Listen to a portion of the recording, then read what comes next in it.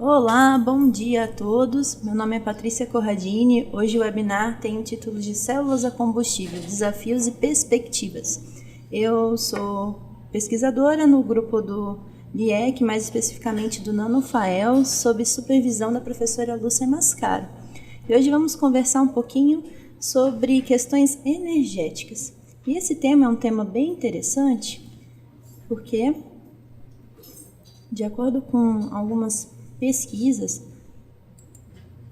até em relação a uma preocupação de várias nações, uma reunião, por exemplo, em 2016, da Energy Information Administration, comenta que a humanidade vai enfrentar 5 grandes problemas.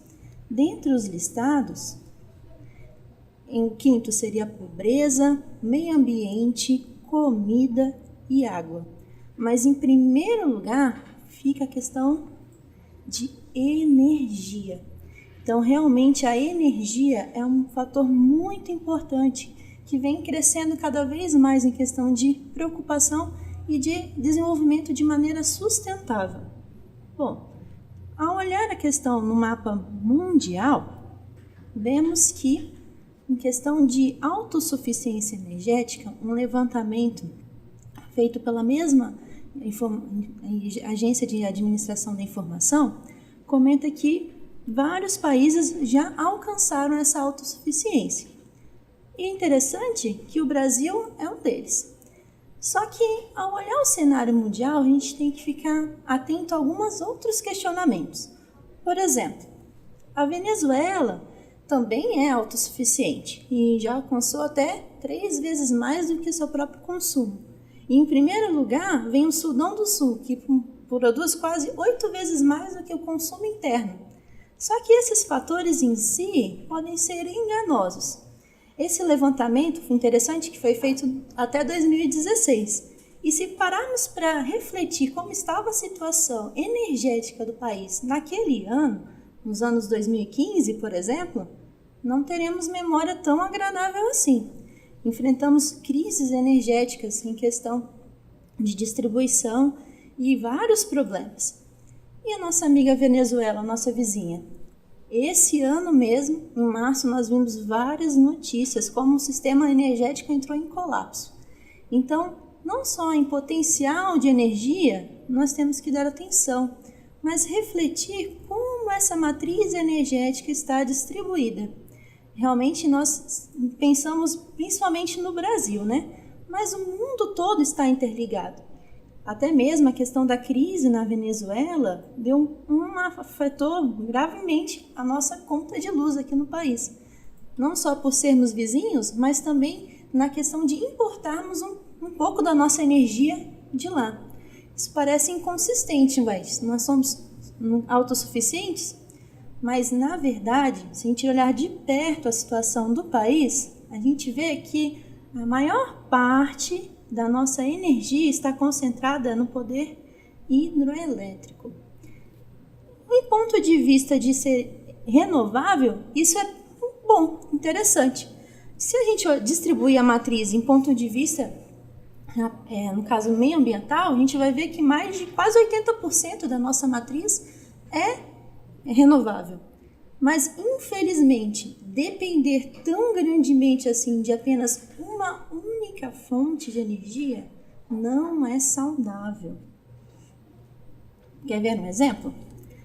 A própria empresa de pesquisa energética, no caso que pertence ao Ministério de Minas e Energia, comenta que agora, em 2016, nós temos até uma questão autossuficiente, mas essa demanda, com o passar do tempo, aumenta. A nossa autoprodução, destacada aqui em amarelo, também. Só que a demanda total vai aumentar em relação à autoprodução.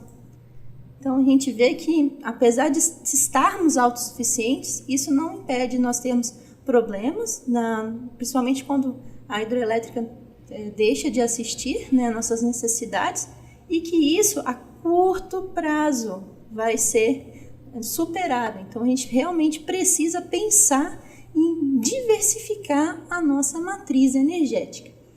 Isso, aliás, a gente já tem até sentido um pouco. Infelizmente, até nas tarifas energéticas, a gente vê lá na nossa conta de luz e fica aterrorizado, né? Mudando a cor da bandeira, a gente sabe que a gente vai sentir no bolso. E o interessante é que essa informação está no próprio site de pesquisas energéticas. Fala que a maior parte da fonte de energia elétrica no país é hídrica. E, infelizmente, já não é o suficiente. E quando são acionadas outras fontes, que são mais caras e até menos sustentáveis, a gente paga por esse consumo. Então, pensar em energia é pensar no futuro. Observando um pouco além da questão econômica, questão estratégica, no ponto de vista científico, uma matéria que saiu na Nature Chemistry, que, no caso, listou os principais desafios, né? Entrevistou alguns pesquisadores que falou dos principais desafios dos próximos 10 anos da ciência, em especial da química. E olha que o professor Aldo Zarban comenta, ele fala que é necessário pesquisar materiais para fundos energéticos. É claro, ele destaca na questão da energia solar, mas isso pode ser estendido para outros tipos de energia. É importante a gente cada vez mais diversificar a nossa matriz energética. Isso é uma questão que vai diferenciar os aportes tecnológicos, o desenvolvimento industrial, a sociedade como um todo. Então, realmente é necessário se questionar. Interessante também, na questão da energia, que normalmente nós pensamos nas aplicações estacionárias, né? Nas fontes de transmissão, algo estáticos, né? Isso é importante ter aplicações estacionárias. Só que até a demanda de energia elétrica, ela muda com o avanço da tecnologia. Isso a gente pode ver em questões de transporte. Cada vez mais deseja-se viajar mais, de maneira mais autônoma, né? E também emitindo menos poluentes. E a questão de avanços na aplicação de portáteis. Hoje a tecnologia possibilita a gente ter várias coisas sem precisar de uma tomada elétrica, né? Nossos celulares, notebooks, máquinas fotográficas e assim sucessivamente. Trabalhos em campo, às vezes também é necessário atingir questões geográficas muito diversas. Na questão do nosso próprio país, a gente pode pensar nisso. É difícil a gente chegar com uma aplicação estacionária a atender todas as características de demanda do nosso país. Então, a gente precisa, às vezes, ter algo mais local, trazer para mais perto e diminuir até mesmo essas perdas com transmissão de energia elétrica. E, de uma maneira ou de outra, contribuir para diminuir também a sobrecarga no sistema energético. E será que existe alguma tecnologia que permita um designer tão flexível que eu consiga ter uma aplicação estacionária, portátil, em transporte? Interessante que sim, existe. E uma delas, que é o que vai ser o nosso tema de hoje, é células a combustível. Ela tem várias vantagens. Hoje a gente vai ver um pouquinho o que elas são, como elas funcionam, qual que é alguns problemas ainda que essa tecnologia enfrenta e algumas perspectivas de aplicação para isso. Bom, vamos começar agora. O que são as células a combustível? Nada mais são que dispositivos eletroquímicos que convertem a energia química em energia elétrica sem promover a combustão. Qual que é a vantagem desse sistema em relação, a, por exemplo, a uma máquina térmica ou um sistema de engrenagem a combustão por calor? Em questões termodinâmicas, ela é mais eficiente. A gente vai discutir por quê. Em questões de poluição sonora, ela é extremamente silenciosa. Por exemplo, a gente pega o nosso celular, a gente nem lembra que ele tem uma bateria ali sustentando aquele sistema. Não fica um barulho intermitente ou algo que nos incomode. Nem ligações nós conseguiríamos fazer, né? A bateria, ela realmente é um sistema eletroquímico, só que ela ainda não é uma célula combustível. A gente vai entender algumas diferenças. Mas a célula também funcionaria sem esse barulho. Também, quando a gente abastece esse sistema com gás hidrogênio, a gente não tem emissão de gás poluente, porque a gente acaba gerando água, que também deixa essa tecnologia bem interessante para umas aplicações específicas. E como nós vimos algumas fotinhas, ela tem um design flexível. Vamos entender mais a fundo o que é esse sistema. Aqui representado numa célula é um sistema eletroquímico. Quando a gente pensa em eletroquímica, a gente pensa sempre em locais que vão acontecer reações redox, né, que é reação de oxidação e redução, e um meio que vai promover a troca iônica, a carga iônica do processo. Então, vamos ver se esses fatores estão encontrados ou representados numa célula combustível individual. No caso, nessa célula, a gente vai ter uma parte que vai ser responsável pela oxidação do combustível. O que é mais eficiente até o momento é o gás hidrogênio. Então, ele vai entrar, alimentar o nosso sistema, liberar prótons, H+, e elétrons, que é um dos nossos eletrodos. O cátodo também vai promover uma reação, só que a de redução. No caso, o nosso comburente é o gás oxigênio, né, disponível na atmosfera. E ele vai ser reduzido gerando água e vai consumir os prótons gerados no ânodo. Para promover essa troca do próton, nós vamos ter um eletrólito, que ele não vai passar corrente elétrica, mas sim a corrente iônica do nosso sistema. Então, o nosso ânodo mais nossos cátodos são os eletrodos. E o eletrólito é o nosso meio de condução de troca protônica. Realmente é um sistema eletroquímico. Quando comparamos com baterias, por exemplo, que também são um sistema eletroquímico, qual que é a principal diferença? Alguns pesquisadores até nem diferem, falam que a célula combustível é uma bateria alimentável. Mas se a gente for olhar as baterias, principalmente as que a gente mais observa, assim, em questão da indústria automobilística, que é a de chumbo ácido, ou até mesmo dos nossos celulares e portáteis, né, que são normalmente à base de lítio, a gente vê que a questão de alimentação faz diferença, né? Com o passar do tempo, a gente acaba tendo que trocar de celular porque a bateria não nos dá uma autonomia suficiente para nossas atividades. Então, se a gente conseguisse reabastecer o nosso sistema, seria algo bem interessante, né? Também as baterias apresentam consumo do eletrólito e do eletrodo, o que acaba diminuindo a vida útil delas, né? Elas são feitas de uma maneira que elas têm uma vida útil, infelizmente, reduzida. Essas reações, como elas não podem ser regeneradas, só se algumas até permitem isso, mas com o passar do tempo a gente vê que isso é limitado. A gente não consegue prolongar indefinidamente a vida desse sistema, enquanto as células combustíveis apresentam uma possibilidade de aplicação por mais tempo. E também a questão de resíduos. Isso, dependendo da célula, pode ser até um pouco questionável. Mas comparando ao que a gente já tem no meio, no caso comercial, a gente vê que é bem menos agressivo do que quando a gente pensa numa célula de chumbo ácido ou outros elementos como as baterias ou pilhas, né, de níquel-cádmio. A gente vê que tem alguns metais que não são tão fáceis de realmente no caso, jogar na natureza. A gente tem que ter todo um cuidado ao descartar esses materiais. Então, as células a combustível, elas têm um diferencial nessa questão. Bom, pensando nos tipos de células disponíveis, realmente a gente pode classificar células de várias maneiras. A gente pode classificar pelos eletrodos, pela temperatura, pelos tipos de reagente que a gente vai, no caso, usar, né, no nosso sistema, ou pelo eletrólito. Quando a gente pensa em eletrodos, a gente pode pensar na fase de operação, ou seja, ela pode ser bifásica, no caso, ser uma célula que funcione com gás e com sólido, ou pode ser até mesmo trifásico, no caso sólido, líquido e gasoso, usar todos os três componentes para promover essa reação.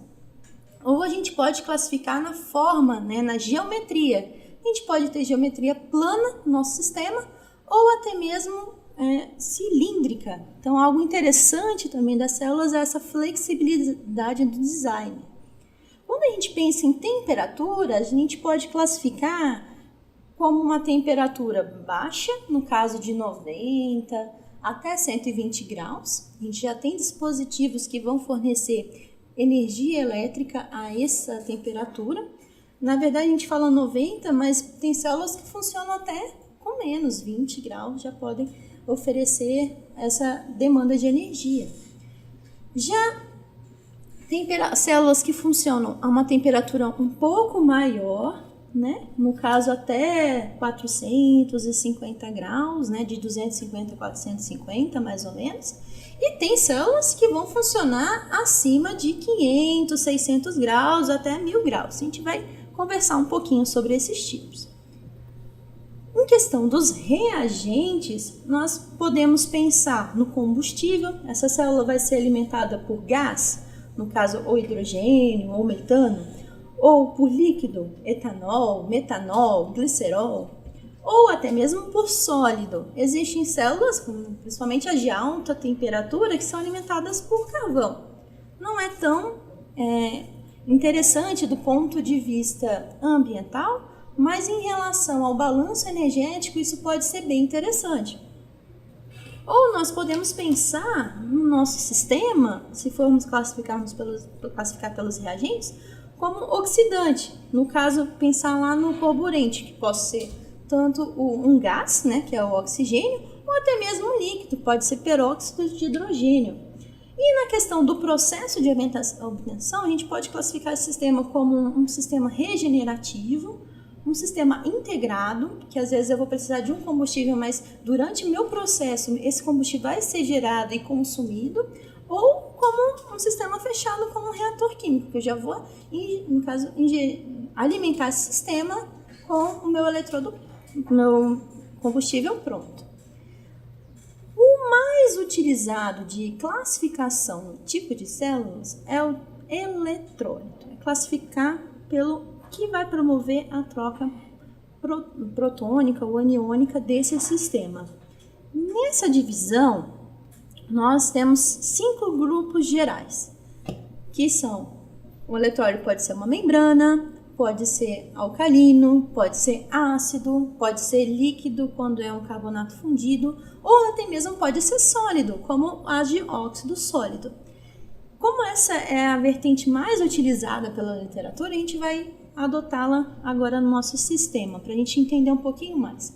Basicamente, o funcionamento de todas as células são iguais. O que vai mudar é o nosso eletrólito. E mudando o eletrólito, a gente vai mudar algumas características de aplicação. Vamos ver algumas? Por exemplo, quando a gente olha a questão da troca Proton Exchange Membrane, ou seja, a membrana de troca protônica. Essa que é uma das mais utilizadas no nosso sistema, assim, em aplicações principalmente de transporte, né? Ela tem uma temperatura de operação bastante interessante, talvez é uma das características que deixam ela atrativas, que podem ser operadas de 20 até 120 graus. A verdade, assim, a questão de demanda se torna mais interessante quando a gente começa a aplicar acima de 90 graus. Mas ela tem um limitante. Como a gente precisa promover a troca de H+, e nosso sistema, nesse tipo de célula, ele precisa estar hidratado, ter água, então é difícil passar de temperaturas, né, de 100 graus, exceto se a gente tem um sistema pressurizado. Então tem algumas desvantagens em relação a isso. E também que a gente precisa estar bem hidratada essa membrana. Atendendo essas características, a gente pode aplicar isso de maneira segura.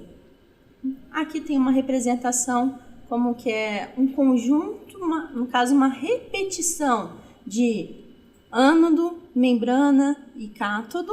A gente chama isso de stack. A gente vai comentar algumas importâncias disso, né?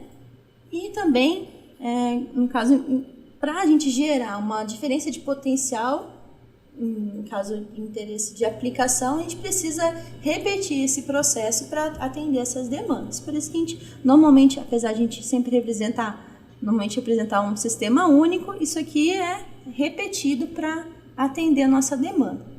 Em questão comercial, até uma empresa em São Paulo atende isso, vende módulos. Esses módulos têm tanto para produção, no caso de 5 kW de energia ou de 50, depende da demanda, né? E esse sistema aqui já é integrado com uma alimentação. Você pode alimentar tanto por etanol quanto até gás industrial, né? Gás natural. E ele vai reformar esse gás e vai alimentar o nosso sistema com hidrogênio. Ele já vem tudo compactado nessas linhas, é todo automatizado, tem controle de resfriamento, todo automático, que é bem interessante e é uma indústria brasileira, que já torna um diferencial. As saídas, por exemplo, de 5 kW pode até gerar 150 amperes de saída, já de 50 pode gerar 200 amperes de saída. Então, tornam já interessantes para uma demanda, no caso, domiciliar, até mesmo comercial. Já outra célula interessante é a alcalina. A alcalina, ela também utiliza uma membrana, só que ela não vai promover a troca protônica, mas sim aniônica, porque o que vai transformar, o que vai passar agora vai ser as hidroxilas do cátodo para o ânodo. Então, vão migrar no sentido contrário. E essa membrana vai estar, no caso, molhada, né, imersa a uma solução fortemente alcalina. Pode ser um hidróxido de potássio ou hidróxido de sódio. O mais utilizado é o de potássio. Ela também tem uma temperatura de aplicação interessante, pode até chegar a 200 graus. Porque como ele já tem um eletrólito, ela não é tão limitada em função da presença de água. A gente consegue com a nossa hidroxila lá, mantendo bem distribuída, encharcada essa membrana, ela vai resistir a maiores temperaturas de operação. Mas normalmente, em questões práticas, ela é até usada em temperaturas mais baixas do que a PEM. Até 100 graus, normalmente, a gente costuma operar essa célula. E em termos de termodinâmicos, ela é até mais eficiente do que a PEM também, porque no meio alcalino, as reações, principalmente de redução do oxigênio, são mais favoráveis. Então, a gente consegue maiores densidades de corrente a uma menor temperatura. E é interessante que o principal desenvolvimento dessa tecnologia foi visando a corrida, no caso espacial, no desenvolvimento lá das naves espaciais Apollo. Tem uma representação um pouco moderna aqui, né, de como era esse stack, mas a fotinha mesmo, original, a gente pode ver aqui nessa figura, que ela produzia mais ou menos 1,5 kW de energia e pesava 113 kg. E ela é interessante porque o que ela gerava, como no caso, produto final da reação era água, e essa água era consumida pelos próprios tripulantes. Até mesmo algo mais moderno, que ainda é necessário utilizar sistemas que promovam a produção de energia elétrica de maneira bem controlada, de maneira bem limpa, principalmente em lugares assim, que a gente manda pessoas para fora, né, do planeta, a gente tem que controlar. Imagina se a gente gera CO2 ou um gás e aquilo fique na nave e vá, no caso, perpetuando. A gente não vai ter sucesso nunca em mandar naves tripuladas. Então, realmente, as células a combustível, principalmente a alcalina, ela teve bastante sucesso por causa disso. Aqui tem até uma curiosidade, que em 7 dias de uso consumiu 680 kg de hidrogênio e produziu 720 litros de água, que eram consumidas, que podem ser consumidas no sistema. Algo interessante desse sistema também, dessas células alcalinas, é como ela trabalha no meio alcalino e o sistema já é mais favorável para acontecer as reações. A gente pode utilizar metais menos nobres, como níquel, cobre, ferro, o que deixa elas mais baratas no ponto de vista de comercialização. Um outro tipo, já um eletrólito ácido, principalmente o ácido fosfórico. Na verdade, essa é o tipo que tem mais desenvolvimento industrial e foi uma das primeiras a serem aplicadas. No Brasil, a gente tem até alguns exemplos em Curitiba, que no caso, uma aplicação num grupo de pesquisa, num centro tecnológico, já tem células combustível, atendem também hospitais. Então, essa tem mais autoaplicação de ponto de vista comercial. A temperatura de aplicação dela é um pouco superior comparada à penha alcalina, no caso vai até 200 graus. Elas são interessantes porque elas são mais tolerantes a contaminantes no nosso combustível. Então, se a gente tem um combustível, por exemplo, hidrogênio contaminado com CO2, ele vai trabalhar melhor do que quando comparado com as outras duas células. Só que, por ser meio ácido, a gente tem que dar uma atenção redobrada com os nossos materiais. O que a gente vai utilizar aí? Tem que ser, no caso, resistente a esse meio. E não só a questão ácida, mas também a questão de contaminação, de a variação de voltagem que esse sistema pode estar sujeito. Outro tipo é a de carbonato fundido, a NCFC, que também, no caso, o nosso eletrólito agora vai permitir a passagem de CO3-2-. No caso, normalmente essas células funcionam a uma temperatura um pouco mais elevada, porque a gente precisa que esse sistema aqui, o eletrólito, esteja líquido. Isso vai acontecer entre 650 a 700 graus Celsius, então já é uma temperatura mais elevada. Só que ela tem algumas vantagens interessantes. Por exemplo, com o aumento da temperatura, a gente não precisa aplicar materiais tão caros. Por exemplo, nesse sistema, os eletrodos são à base de níquel, que são um metal facilmente obtido. E tem que ser eletrodos extremamente porosos para promover essa condução. É claro que a temperatura vai ter que combater a baixa condução, principalmente iônica do sistema. Por isso que a gente tem que trabalhar numa temperatura mais elevada. Mas a partir do momento que a gente atende isso, a gente consegue ter bons resultados com esse tipo de célula. A aplicação dela, como a gente vê aqui na imagem, é mais para aplicações estacionárias ou até mesmo militares. Mas ela pode ser bem interessante, principalmente quando a gente aproveita esse calor, gerado no processo e consumido no processo. No caso, a gente pode até pensar em modificações no nosso sistema para ter algo tudo integrado, até promover mesmo a reforma dos nossos combustíveis dentro desse sistema. Então, ele é bem interessante do ponto de vista tecnológico. Do ponto de vista ambiental, isso pode não ser uma tecnologia tão verde, mas em questão de se a gente melhora, precisa de menos materiais, consegue produzir mais energia, ela já ganha muito a um sistema que só depende da combustão do combustível. Outro sistema também que permite aí até mesmo a gente brincar um pouco mais com a geometria do nosso sistema são as de óxido sólido. Aqui a gente vê que ele tem a forma de geometria, no caso angular, que o nosso combustível passa no meio e vai ter a camada do ânodo, do cátodo e o eletrodo, o eletrólito, que vai ser uma cerâmica, como se fosse um sanduíche cerâmico para promover a difusão dos OHs. E aqui tem até mesmo uma aplicaçãozinha dele. E a Toyota já utiliza esse sistema híbrido de SOFC, de óxido sólido, que já vai, no caso, atingir até 1000 graus nesse sistema, e já acoplou sistemas de microturbinas para aproveitar o calor gerado também.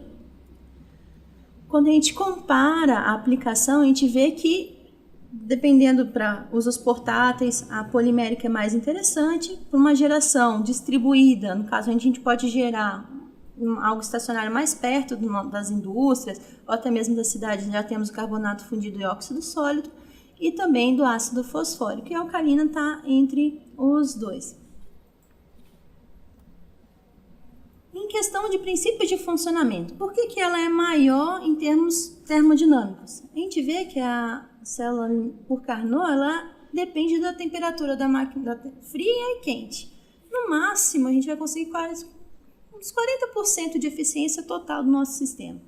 Já quando a gente compara uma máquina eletroquímica, por exemplo, a diferença vai ser em ΔG e ΔH. O nosso ΔG é determinado pelo potencial, esse E, que a célula vai gerar. E o ΔG vai ser a variação entre os produtos e os reagentes. Quando a gente olha em questão da eficiência, pelo menos termodinâmica, a gente vê que a gente pode chegar até 80%. E termodinamicamente, o aumento da temperatura diminuiria essa eficiência. Na verdade, não é muito bem isso que acontece.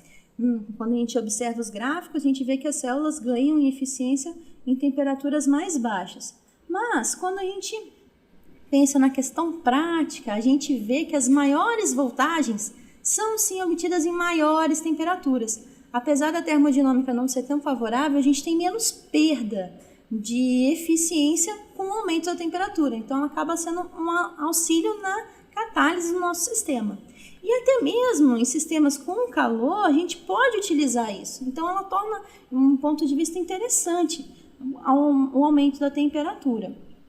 E se a gente acopla um sistema com variação de calor e frio com o nosso sistema armazenado em hidrogênio, aí a gente pode chegar até 80% de eficiência. Algo muito bom que não conseguiria, no caso, sem acoplar essas duas formas de aplicação. E quando a gente compara até mesmo a aplicação a baixas temperaturas e alta, a gente vê que a termodinâmica para altas temperaturas é menor. Só que eu tenho menos perdas. E ter menos perdas, eu vou ter mais um uso dessa energia gerada. Interessante também analisar por que acontece essas perdas, independente do nosso sistema. Por que acontece essas perdas? Elas acontecem por causa da conhecida chamada de polarização. Vai ter uma diferença entre o potencial aplicado e o real da nossa célula. E a diferença pode ser por ativação, seja porque a superfície não está preparada, os eletrodos não estão ativos, ela precisa de uma diferença de potencial para começar a reduzir ou oxidar o nosso material. A gente pode ter por perdas resistivas, que a gente vai chamar de queda ômica, vai ter uma dificuldade, às vezes o cabo não está oxidado, não vai permitir a troca total, e com o aumento da corrente, essa perda vai ser mais significativa. Pode ser até mesmo por diferença de concentração, às vezes o combustível não está chegando o tempo suficiente, então há uma queda, eu consigo consumir muito mais do que eu consigo alimentar esse sistema. Ou até mesmo eu posso ter um cruzamento de combustível. Em relação ao ponto de vista de perda de voltagem, isso não é tão significativo. O único problema é que eu posso pegar combustão mesmo, posso ter uma explosão desse sistema. Estou passando hidrogênio e oxigênio do lado, eu posso realmente dar um curto-circuito e perder tudo. Então, em questão de segurança, é muito importante analisar todos esses fatores. E todos esses fatores são os nossos desafios, né? A gente precisa dar atenção a cada um deles e tentar resolver esses problemas.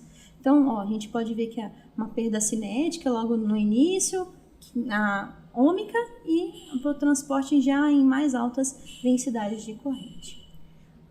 Nossas diminuições de perdas nessa eficiência. O que a gente tem que prestar atenção, tentar combater? Na questão da polarização por ativação, a gente pode usar catalisadores mais eficientes, aumentar a temperatura, aumentar a área dos nossos eletrodos, que a atividade vai ser proporcional à área, aumentar a pressão, usar combustíveis mais puros.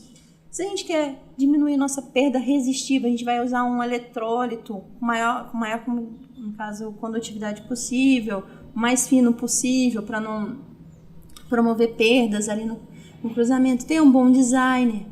Em questão de transporte de massa, aumentar a concentração dos nossos reagentes, também aumentar a pressão pode auxiliar nesse sentido. E na questão do cruzamento de combustível, a gente pode usar até catalisadores que vão ser tolerantes caso algum contaminante ou algum gás passe para outro, ou até mesmo um líquido, né? Se a gente for alimentar esse sistema com metanol, por exemplo, se chegar no cátodo, onde que era só para acontecer a reação de redução do oxigênio, a gente pode ter algo que vá lidar com aquilo e não vai contaminar aqueles catalisadores para a reação desejada. O estado da arte, a gente vai focar agora um pouco nas células PEM, é a membrana e os catalisadores. No caso, a gente utiliza uma membrana de troca protônica bem interessante em relação até a alcalina, de ganho destaque porque a membrana ela atende bem essas situações, e o catalisador a gente já usa alguns metais, realmente a maioria deles são nobres para atender uma densidade energética interessante, mas a gente já conseguiu diminuir bastante a quantidade desses materiais por melhorar a geometria, melhorar a dispersão desses metais, diminuir cada vez mais a quantidade, aumentando a área superficial. Então a gente usa em torno de nanômetros, a gente vai ver um pouquinho isso. E dando um destaque para a membrana, parece um plásticozinho mesmo, e ela é o coração da célula. Na verdade, até alguns anos atrás, ela costumava ser o componente mais caro desse sistema. A questão que a gente sempre vai ter que dar atenção, tem que estar hidratado e não pode ser muito espesso, porque esse polímero, se ele for muito espesso, ele não vai ter a condutividade desejada para passagem de prótons, então isso pode diminuir a eficiência do nosso sistema. Mas ele não pode ser fino ao ponto de, no caso, não separar os gases, senão eu vou ter um cruzamento e isso não vai ser interessante, eu não vou ter uma eficiência desejada também. Como que são essas membranas? Esse polímero é como se fosse o politetrafluoretileno sulfonato, no caso é um teflon, né, praticamente, com esse grupo aqui, que ele vai formar uma micela invertida. Dentro dessa micela, esses canais vão promover a passagem de água, e juntamente com os seus prótons, tá vendo? Em torno de 5 nanômetros e 4 nanômetros, bem pequenininho, para a passagem ter vários canais para chegar de um lado para o outro. E a questão da hidratação é muito importante. A gente vê que se a gente não hidrata, quando começa a hidratar, olha como que aumenta a condutividade iônica. Quando a gente olha em eficiência da célula, quando ela está pouco hidratada, ela cai muito em questão de eficiência. A gente consegue quase 40% a mais só por hidratar o nosso sistema. Então isso é importante sempre dar atenção à injeção até do nosso combustível com água, não trabalhar com temperaturas acima de 120 graus. Então, a gente sempre tem que dar atenção a isso nesse tipo de sistema. E as características para aguentar isso, o que a gente almeja, que sempre é estudado? Ter uma alta condutividade, ter uma força mecânica para a situação de aplicação. Também eu preciso colocar isso em destaque, então ela tem que ter uma resistência ali, não pode permitir a troca elétrica, não pode passar elétrons ali, senão eu vou ter perda, senão eu vou ter curto-circuito. Eu preciso que só passe os prótons. Também a questão maior aí é os custos de produção compatíveis, que realmente é necessário pedir isso e ter perdas resistivas mínimas. Em questão dos catalisadores, a gente vê que no estado da arte é usar platina bem pequena, a gente pode ver aqui em menos de 5 nanômetros, 2, 3 nanômetros, com um suporte, algo que vai aumentar a nossa área superficial, normalmente o carbono, e até a gente mistura um pouco do ionômero, que é utilizado para fazer a membrana, nesse sistema para diminuir a transferência de carga. E algumas qualidades que a gente precisa olhar. A gente precisa que esse catalisador seja ativo, né, seletivo, estável e também resistir, no caso, ao envenenamento, caso esse combustível não esteja tão puro quanto a gente desejaria. Na questão de atividade, a reação do hidrogênio ela é bem tranquila. A gente já consegue com 0,05 miligramas por área de metal ter cargas para atender essa reação. Já a redução de oxigênio ela já tem um problema, ela já não é tão ativa, ela já vai limitar a nossa geração de energia elétrica. E isso acontece porque ela pode ter dois mecanismos, um direto, gerando 4 elétrons, e um indireto, gerando 2. Além de gerar menos, esse indireto ou pelo peróxido, ele forma peróxido que vai degradar a membrana. Então, se puder evitar isso aqui, a gente vai evitar. Como a gente faz isso? Vamos trabalhar agora, então, a seletividade. Para a oxidação de hidrogênio, só tem um produto, então a gente não precisa se preocupar. Para a reação de redução, a gente tem que evitar a formação de peróxido e tentar melhorar a eficiência formando 4 elétrons. Alguns estudos mostram a aplicação de ligas, tudo, e a gente vê que os metais influenciam mesmo. O mercúrio, a tendência dele é formar peróxido. Já o cobre forma a liberação direta com 4 elétrons, mas com o aumento do potencial, essa produção pode ser dificultada. Quando a gente compara, no caso, a platina, ela tem um comportamento ideal, né, com formação de 4 elétrons, e o paládio em si não é tão interessante, entre 2,5 a 3,5. Mas, quando a gente vê materiais, que é importante de estudar, a combinação de ligas, por exemplo, paládio e cobalto, já consigo obter um mecanismo mais favorável para esse mecanismo direto de liberação de 4 elétrons. E isso eu também consigo abaixar os custos do meu sistema. Em questão da estabilidade, também vamos lidar com o pH, a temperatura e a variação de potencial. E isso eu não vou olhar só para o meu metal, mas até mesmo pelo meu suporte. O carbono também vai ser influenciado. Alguns problemas que a gente pode ter é perda de material por dissolver, consumo do carbono, que pode até gerar CO2. Posso ter aglomeração, ou seja, diminuição da área ativa. Posso ter vários problemas. Então, é sempre necessário melhorar essa questão também. Na questão de envenenamento, a gente pode ter 2 problemas. Esses contaminantes podem simplesmente diluir o combustível, então a gente está colocando uma quantidade lá, mas na verdade é menor, né? Por exemplo, se a gente tiver nitrogênio ou óxido de nitrogênio, até mesmo CO2, dependendo do sistema, vai diluir o meu combustível, ou eu posso ter um contaminante mesmo, que vai interagir com o meu catalisador ao ponto de inativar aquele sítio ativo. Então isso é necessário evitar-se ao extremo. Por exemplo, quando a gente alimenta uma célula com hidrogênio, a gente tem uma potência, no caso, próximo a 500 miliwatts por centímetro quadrado. Se a gente diluir com CO2, a gente diminui um pouco, tem uma perda aqui quase de 40%, com metade do volume de CO2. Agora, com CO, que é um contaminante extremamente agressivo para a platina, 100 ppm já inibe todo o meu sistema. Isso torna um pouco caro o nosso combustível em si, porque a gente precisa ter um grau de pureza do hidrogênio extremamente elevado. A gente vê isso nesse sistema também. Para a platina pura, 20 ppm já é sentida pelo sistema. 150 há uma perda significativa. Como que a gente lida com isso? Ligas com outros metais. Por exemplo, rutênio, molibdênio, essa perda já não é significativa. Já com 100 ppm, eu quase não perco em relação à platina com hidrogênio puro. Então, a gente acaba estudando também materiais para resistir ao envenenamento. Os desafios, além de ter que estudar membrana, no caso, o catalisador, a gente tem um desafio agora mais geral do custo desse sistema. Até mesmo comparando, por exemplo, um sistema alimentado simplesmente por célula combustível, um por máquina térmica e um por híbrido, que é alimentado tanto por combustível como por baterias, a gente vê que ainda o custo total das células está deixando um pouquinho menos atrativo, em sentido econômico.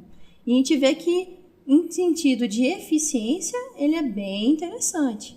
Só que o custo ainda do combustível é um pouco caro para aplicação. Além do custo de fazer esse sistema, de abastecer também, ele tem algumas coisas que deixam a desejar. Bom, mas a gente tem visto que com o passar do desenvolvimento da tecnologia, essas diferenças vão diminuir, né? Até mesmo uma pesquisa recente analisou o que seria assim, o balanço total de um sistema para fazer uns veículos leves, né, de transporte com nossos carros assim como que cada componente ia pesar nesse sistema como um todo. E viu que a maior parte no sistema, principalmente a gente olhar só em função da célula combustível em si, é o catalisador. Por quê? São a base de platina. A membrana já diminuiu bastante o custo, então isso já é algo interessante. Agora, em relação aos outros sistemas, principalmente ao balanço da planta como um todo, eu vou precisar de sistemas que eu vou ter que refrigerar, vou ter que pressurizar esse ar, então, coisas que eu preciso ainda desenvolver.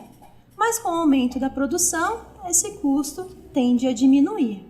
E a meta é chegar em $40 por quilowatt até 2025 e, de modo de vista interessante comercial, é chegar a $30 por quilowatt gerado. Para reduzir os custos, eu vou ter que mexer na produção, melhorar a performance, e isso já está até bem descrito que há uma esperança que sim, que vai reduzir. Em relação aos custos anteriores, a gente vê essa tendência geral de diminuição do custo.